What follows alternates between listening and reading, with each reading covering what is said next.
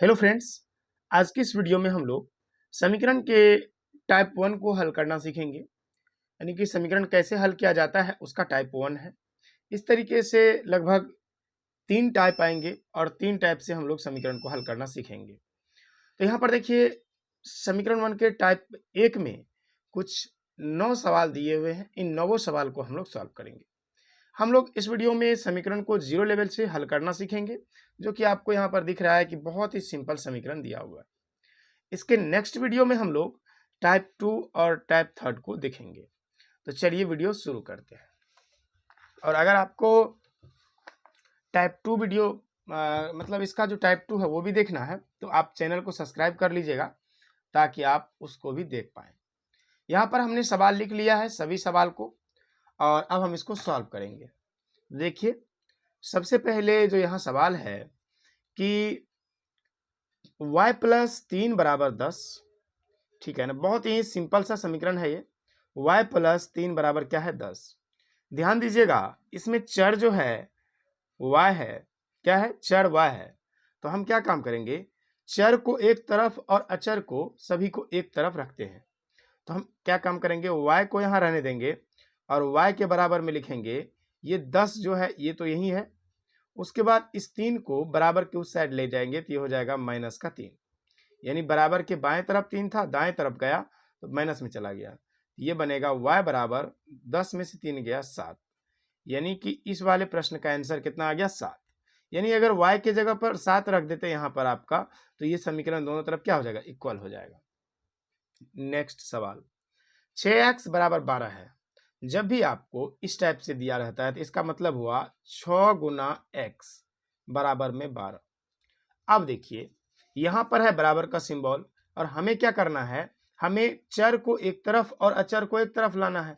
तो ऐसे कंडीशन में हम क्या काम करते हैं, इस 6 को उधर भेज देते हैं। ये 6 किस रूप यहाँ पे है? गुना में है, उधर जाएगा तो ऐसे हो जाएगा 12/6, भाग में नीचे चले जाएगा। और जब ये नीचे जाएगा तो ये इसको 12 को भाग कर देगा 6 से, तो ये बन जाएगा आपका 2। यानी कि 12 में 6 से भाग गया तो 2। एक्स का वैल्यू कितना आ गया? 2। सिंपल था, बन गया। नेक्स्ट सवाल, 7x माइनस 9 बराबर में 16। इसमें देखिए, इसमें एक एक्स्ट्रा काम आपको करना है। क्या करना है कि पहले इस 9 में जो माइनस में है उसको भेज देना है। ये कुछ बनेगा 7x बराबर 16। ये 9 माइनस में है, उधर जाएगा तो क्या हो जाएगा? प्लस। ठीक है, तो अभी बना आपका 7x बराबर 9 में जब 16 में 9 जोड़ेंगे तो क्या होगा? 24 होगा, नहीं 25। 16 9 25। अब देखिए, 7 और x के बीच में संबंध क्या है? गुना का। तो x अकेले जब रहेगा तो ये बन जाएगा 25/7, क्योंकि जब इधर गुना में रहता है उधर जाता है तो भाग में चला जाता है। इस तरीके से 3 प्रश्न आपका हल हो गया। अगला प्रश्न देखिए, अगला प्रश्न भी उसी तरीके से बनेगा, यहां पर लेकिन थोड़ा सा उल्टा दिया हुआ है। तो एक काम करिए आप, ये जो आपका z है इसको ऐसे ही रहने दीजिए, इस 2 को इधर ले आइए, ये हो जाएगा 6 माइनस 2 बराबर z। ठीक है, तो ये बन जाएगा आपका 4 बराबर z। आप इसको ऐसे भी लिख सकते हैं, 4 बराबर z, z बराबर 4। आप z बराबर 4 लिखें या 4 बराबर z लिखें, दोनों का मतलब सेम ही होता है। ठीक है, अगला प्रश्न, x माइनस 2 बराबर 7 है। तो बहुत सिंपल है, तो इसको क्या काम करेंगे, -2 को बराबर के उस साइड भेज देंगे। ये बनेगा आपका 7 प्लस 2 और x का वैल्यू आ जाएगा आपका 9। ठीक है, अगला प्रश्न, 17 प्लस 6p बराबर 9। तो 17 प्लस 6p, तो क्या काम करेंगे, 6p को यहीं रहने देते हैं। 6p का 6p बराबर के बाएं तरफ है तो रहने देते हैं।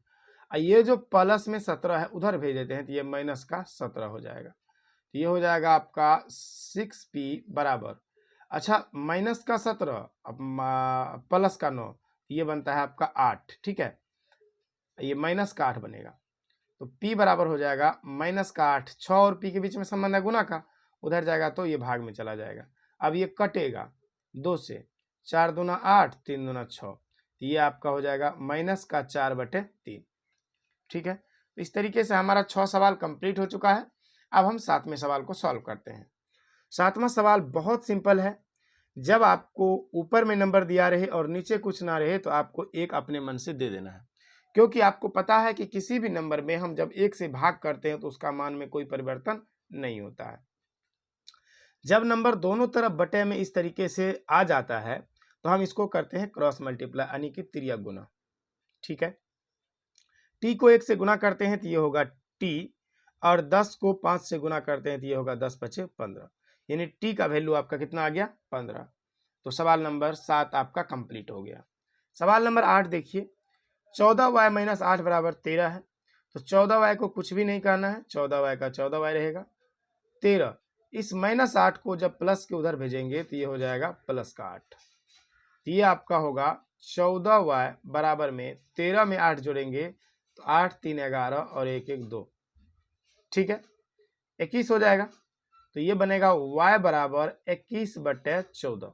अब ये किसी से कटने वाला है क्या, कटेगा, 7 तिया 21 और 7 दूना 14, यानी कि y का वैल्यू आ गया 3/2। ठीक है, इस तरीके से सवाल नंबर 8 हमारा कंप्लीट हो गया। आई होप आपको समझ में आ रहा होगा।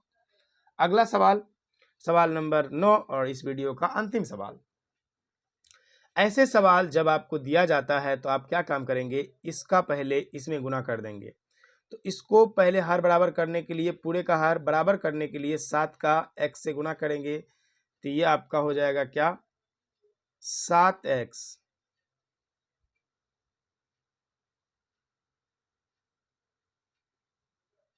इस पूरे का हर बराबर करने के लिए इसको इस तरीके से आप सॉल्व कर लीजिए कि मान लीजिए 3/7 प्लस में है x बराबर 17/7। तो बटे में 1 देकर के सॉल्व कर लीजिए। तो नीचे वाला कैल्शियम लीजिए तो 7 आएगा, फिर 7 से 7 में भाग जाएगा, एक बार में कटेगा, 1 को 3 से गुना करेंगे 3 होगा। ये 7 बार में कटेगा, इसको हो जाएगा ये 7x, ये बराबर है 17/7। 7 से 7 कटा, नीचे वाला कट गया। अब बचा क्या, ऊपर में बचा 3 प्लस 7x बराबर में 17।